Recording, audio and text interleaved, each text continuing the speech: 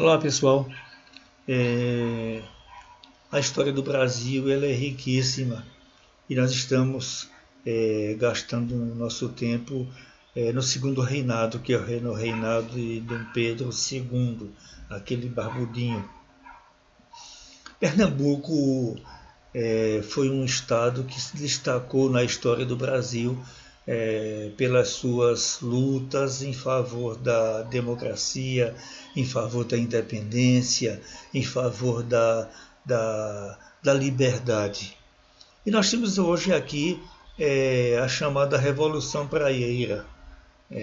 Nós vamos dar uma caminhada e nós vamos entender um pouquinho e aprender um pouco da nossa história. A Revolução Praieira ela foi um conflito que aconteceu durante o Império, como vimos.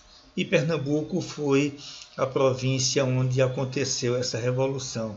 Lembrando que Pernambuco era um estado rico, sempre foi um estado rico.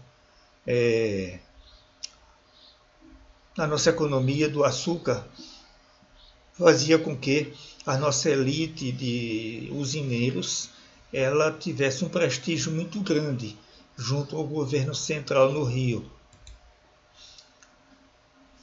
Os motivos.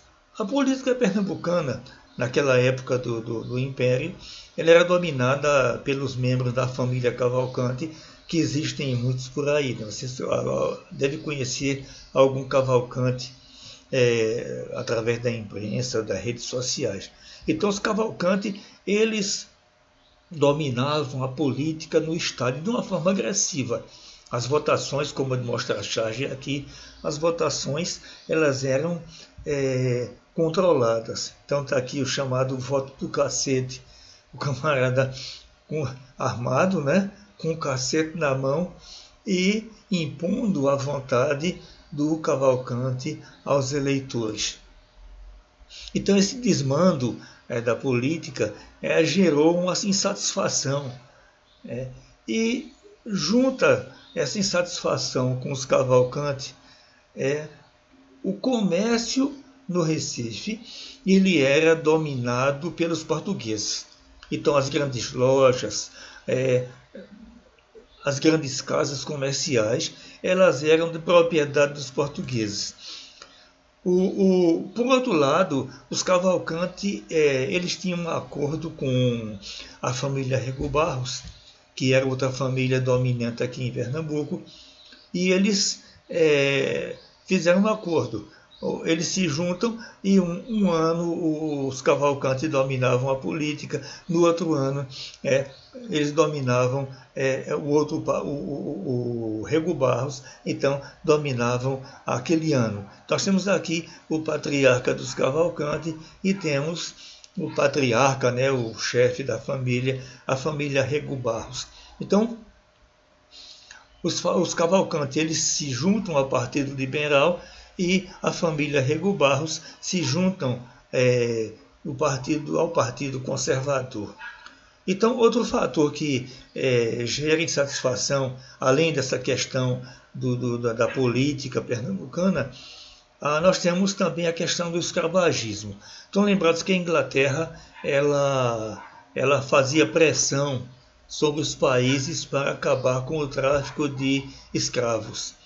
E essa pressão surte efeito porque faltavam escravos, e quando falta mercadoria, então ela aumenta de preço. Mas as famílias Cavalcante e Rego Barros, elas recorriam ao contrabando de escravos. Estão lembrados do Porto de Galinhas? O Porto de Galinhas era o lugar onde os Cavalcante e Rego Barros eles desembarcavam escravos contrabandeados. Então, quando chegava um navio na calada da noite, escondido dos ingleses, então alguém dizia: tem galinhas no porto. Eles já sabiam que haviam chegado escravos para serem comprados. E então, daí vem o nome daquela praia linda, famosa, né? O Porto de Galinhas. Mas esse tráfico, essa falta de caráter, então faz com que os pernambucanos se sintam magoados, feridos. E então começa a disputa. a, o, os opositores eles recorrem à imprensa. Os conservadores eles criam o Diário de Pernambuco e os liberais, que eram da família Rego Barros, eles criam o Diário Novo. Eles eram chamados de praieiros porque a sede do jornal do Diário Novo ficava ali na Rua da Praia, ali no bairro de São José. Acontece que politicamente o Partido da Praia cresce e elege deputados para a Assembleia. E então a sua força política cresce. Eles conseguem eleger o presidente do estado, da província daquela época, que era o Antônio Pinto Chichorro da Gama. E quando ele assume o poder, então, o que ele faz? Ele demite os funcionários nomeados pelos Cavalcante. Eles desmancham todo o sistema que havia sido montado pelo governo anterior, mas isso causa um problema. Se você demite funcionário e você não tem ninguém a botar no lugar, então claro que vai ter dificuldades. Então, o Chichorro ele governa até 1847, quando ele é demitido e é colocado no governo um conservador, é colocado pelo imperador um governador conservador. E a gente tem então o início de revoltas, revoltas populares, e que vai detonar justamente a chamada revolta ou Revolução Praieira. Então os praeiros eles demitem o governador e proclamam algumas medidas. Então eles defendiam liberdade de imprensa, a liberdade do voto, que era uma coisa difícil naquela época, né? E o controle do comércio, ou seja, afastar os portugueses do controle do comércio. Então, os praeiros tomam o poder, demitem o governador eleito, nomeado pelo imperador, e implantam uma pequena república aqui. Em 1849, no início, os praeiros armados entram em Recife. Nós temos um líder chamado Pedro Ivo, e eles então fazem ataques aqui em Pernambuco, no Recife e na Paraíba. Mas acontece que esse pessoal eles não tinham meios para se defender. Eles não tinham como sustentar o combate.